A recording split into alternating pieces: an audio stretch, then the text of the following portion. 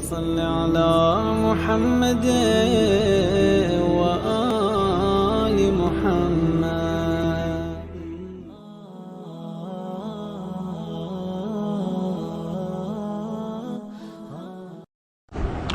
اعوذ باللہ من الشیطان الرجیم. بسم اللہ الرحمن الرحیم. الحمد للہ رب العالمین والصلاة والسلام علی سید الانبیاء والمرسلین حبیب الہ العالمین ابی القاسم محمد. اللہم صل علی محمد وآل محمد وعلی آلہ الطیبین الطاہرین سیما بقیۃ اللہ فی الارضین. ماہ مبارک رمضان کے 18ویں دن کی دعا کے لیے اہل بیت اطہار علیہ السلام کی طرف سے یہ دعا وارد ہوئی ہے. فرماتے ہیں اللہم نبہنی فیہ لبرکات اسحارہ ونور فیہ قلبی بضیاء انوارہ وخذ بکل اعضائی الی اتباع آثارہ بنورک یا منور قلوب العارفین. فرمایا اے پاک پروردگار، اس ماہ مبارک رمضان میں مجھے اس کے سحر کی برکتوں سے آشنا فرما دے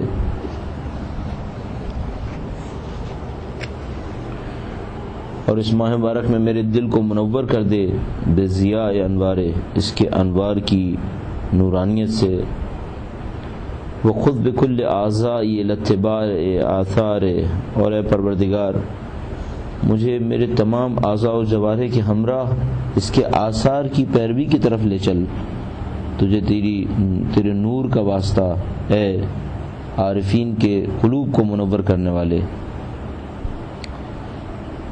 جیسے کہ مقرر عرض ہوا کہ ان دعاؤں کے اندر اہل بیت اطہار علیہ السلام نے ہمیں بصیرت دینے کی کوشش کی ہے، معرفت دینے کی کوشش کی ہے، اور وہی سے متصل خاندان جس کے پاس اللہ کی طرف سے خاص علم نازل ہو رہا ہو،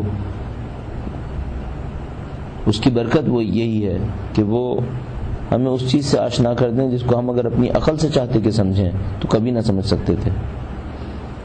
فرمایا پروردگار مجھے اس دن ہوشیار کر دے، اس مہینے میں ہوشیار کر دے کہ میں اس کے سحر کی برکتوں سے آشنا ہو جاؤں.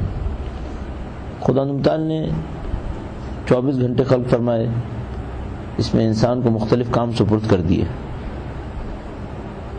دن کے ان 24 گھنٹوں میں پورے دن کے 24 گھنٹے میں مختلف اوقات ہیں کہ جو معنوی اعتبار سے اللہ کی برکتوں کو حاصل کرنے کے اعتبار سے مختلف درجات پر ہیں. مثال کے طور پر دن بھر میں پروردگار عالم نے شاید جس وقت کو سب سے زیادہ برکتوں کا وقت قرار دیا ہے وہ سحر کا وقت ہے. لہذا قرآن کریم کے اندر ارشاد فرمایا کہ مومنین کی علامتوں میں سے ایک علامت یہ ہے کہ یہ سحر کے وقت میں استغفار کر رہے ہوتے ہیں. مقرر احادیث قدسیہ کے اندر پروردگار عالم کی طرف سے وارد ہوا. مثلا ایک حدیث قدسی میں حضرت موسیٰ علیہ السلام سے کہا گیا کہ اے موسیٰ، وہ شخص جھوٹ بولتا ہے جو کہتا ہے کہ مجھے چاہتا ہے اور جب سب سو جاتے ہیں تو وہ بھی سو جاتا ہے. یہ اٹھ کر میرے ساتھ راز و نیاز کیوں نہیں کرتا؟ یہ مجھ سے گفتگو کیوں نہیں کرتا؟ اگر میرا چاہنے والا ہے تو تنہائی سے فائدہ اٹھا کر میرے سامنے اپنی عجز و انکساری کا اظہار کیوں نہیں کرتا؟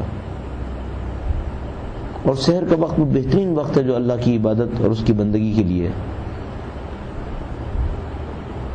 یہ وہ وقت ہے کہ جب عام لوگ سو رہے ہیں، ایک انسان تنہائی کا ایک احساس کرتا ہے. مثلا رات کی کچھ پہر سو چکا ہے، ذہن قدر تر و تازہ ہے، اللہ کی طرف توجہ دینے کے لیے تیار ہے، تو بہت مناسب وقت ہے کہ انسان اللہ تعالیٰ کی بندگی کی طرف جائے، اس کی برکتوں کو درک کرے. آپ علماء کے کردار میں اور خدا متعال کی طرف بڑھنے والے لوگوں کے کردار میں مسلسل دیکھیں گے کہ اس وقت کی نورانیت سے فائدہ اٹھاتے ہیں. لہذا دعا کے اندر ارشاد فرمایا اللہم نبہنی فیہ، اے پروردگار مجھے ہوشیار کر دے، میں غفلت میں پڑا ہوں، میں سحر کے وقت سے شاید وہ فائدہ نہیں اٹھا رہا جو مجھے اٹھانا چاہیے.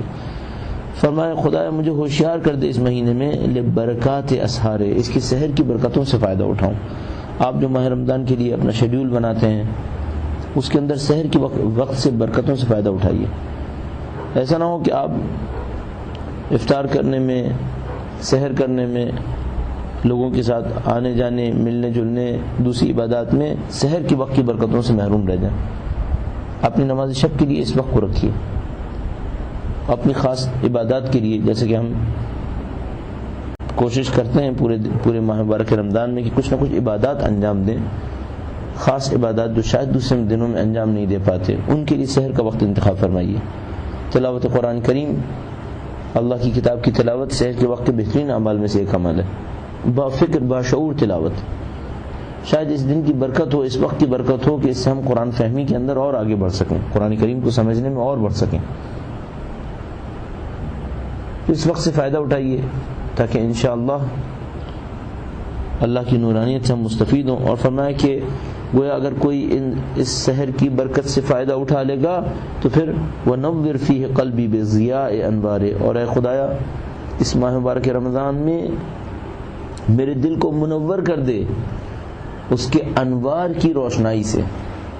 ضیاء انوار بہت خوبصورت تعبیر اس اعتبار سے کہ ایک نورانیت ہے اور اس نورانیت کی اپنی ایک روشنی ہے، گویا نور کی ایک چمک ہے. اور خدا متعال سے درخواست کی گئی ہے، دعا مانگی گئی ہے کہ اے پروردگار میرے دل کے اندر وہ چمک داخل کر دے جو اس مہینے کی نورانیت کی ہے. اس مہینے میں پروردگار عالم کی طرف سے بخشش ہونی ہے، مغفرت ہونی ہے. کچھ لوگ یقیناً قرب حاصل کریں گے، کچھ لوگ یقیناً پروردگار عالم نے بندوں کے لیے جو اعلیٰ مقامات رکھے ہیں ان اعلیٰ مقامات پر فائز ہو جائیں گے. اللہ سے دعا کی گئی ہے پروردگار مجھے اپنے ان خوش قسمت بندوں میں سے قرار دے دے. شاید لگتا ہے کہ اس کا مقدمہ اس سحر کی برکتوں سے فائدہ اٹھانا ہے. اگر کوئی چاہتا ہے ماہ مبارک رمضان کی نورانیت سے فائدہ اٹھائے، اس کا دل ماہ مبارک رمضان کی نورانیت سے منور ہو جائے، اس کے لیے ضروری ہے کہ سحر کے وقت کو استعمال کرے. لہذا آپ عرفاء کی کلمات میں، جملات میں، ان کی کتابوں کے اندر مسلسل تاکید دیکھیں گے اس بات کے اوپر کہ نماز شب، اور وہ بھی فجر کے وقت سے کچھ پہلے، انتہائی تاکید اس کے اوپر ملے گی. یوں لگتا ہے جیسے اس وقت میں جاگ کر اللہ کی بندگی کرنا کوئی خاص فائدہ دے دیتا ہے جو شاید دوسرے اوقات کے اندر نصیب نہیں ہوگا.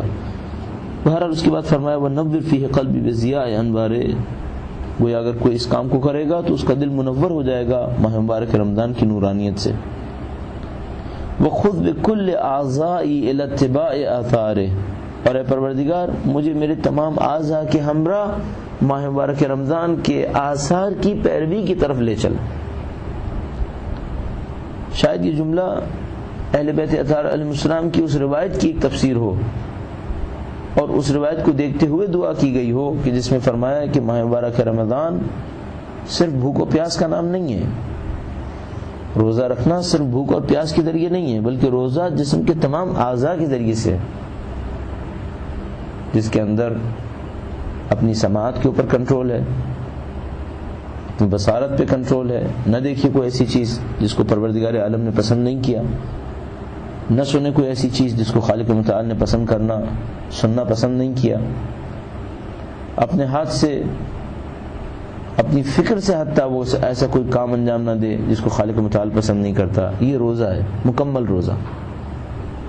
اور اگر کوئی ماہ رمضان کے اندر اس قسم کا ایک روزہ رکھے گا تو وہ پاکیزگی کو حاصل کر پائے گا. ورنہ بھوک اور پیاس کیا ہے؟ آپ دیکھیے، آپ بعض اوقات زندگی میں اتنے مشغول ہو جائیں گے کہ آپ کو خود اپنی بھوک و پیاس کا احساس نہیں ہوگا.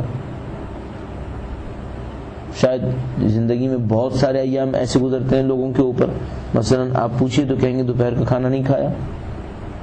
بہت سارے لوگوں کا تو شیڈیول یہی ہوتا ہے کہ وہ دوپہر کا کھانا نہیں کھاتے، صبح کو کھانا ناشتہ کیا اور شام کو کھانا کھا لیا. بس بھوک اور پیاس اتنا بڑا مسئلہ نہیں ہے. اصل معاملہ انسان کے اعضاء کا ایک جامع روزہ رکھنا ہے. جامع روزہ اپنی فکر کے اندر رکھیے. سب سے پہلے لگتا ہے کہ روزہ سب سے پہلے ذہن سے شروع ہونا چاہیے. انسان اللہ کی بندگی کو اپنے شکم اور اپنی زبان سے احساس نہیں کر سکتا. اللہ کی بندگی فکر سے احساس ہوتی ہے. پہلے بندگی کو احساس کرے، اس بندگی کے اوپر باقی رہنے کا عہد کرے، پھر روزہ شروع کرے جس میں بھوک اور پیاس کا سامنا کرنا پڑ رہا ہے۔ بس یہ جو میں اور آپ سحر کے موقع پر جمع ہوتے ہیں، سحری کھاتے ہیں، نیت کرتے ہیں روزے کی، یہ نیت پہلے فکر سے ہونی چاہیے، اور ہم جانتے ہیں کہ نیت پہلے ہوتی ہے اور اس کے بعد پھر امساک، کھانے اور پینے سے اپنے آپ کو دور رکھنا ہوتا ہے۔ یہ نیت کس بات کی ہے؟ یہ نیت اس بات کی ہے کہ آج کے دن بھرپور کوشش کریں گے، جیسے خدا نے چاہا ہے ویسے گزاریں گے، گناہوں سے اپنے آپ کو محفوظ کریں گے۔ آپ جہاں کہیں بھی موجود ہوں، اپنی زندگی کو گناہ سے پاکیزہ کرنے کی کوشش کیجیے۔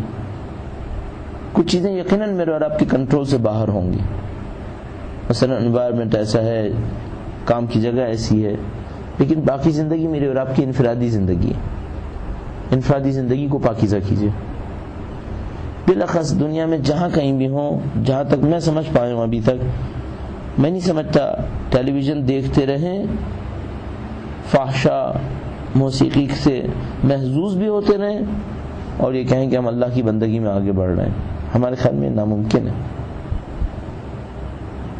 اللہ کی بندگی میں کوئی کیسے آگے بڑھے گا اگر ایک طرف سے اس کے گناہوں سے محظوظ ہو رہا ہوگا، گناہوں سے لذت بھی لے رہا ہے اور کہہ رہا ہے میں خدا کی بندگی میں آگے بڑھ رہا ہوں۔ شاید ترک محرمات بہت سارے مستحبات سے زیادہ بڑا اہم کام ہے۔ ترک محرمات ضروری ہے تاکہ یعنی حرام چیزوں سے اجتناب کرنا، حرام چیزوں سے بچنا، یہ پہلا عمل ہے اللہ کی بندگی میں آگے بڑھنے کے لیے۔ وَخُذْ بِكُلِّ أَعْضَائِي إِلَى اتِّبَاعِ آثَارِهِ، اے خدایا اس ماہ مبارک کے رمضان میں مجھے اپنے تمام اعضاء کے ہمراہ ماہ رمضان کے آثار کی پیروی کرنے کی توفیق عنایت فرما۔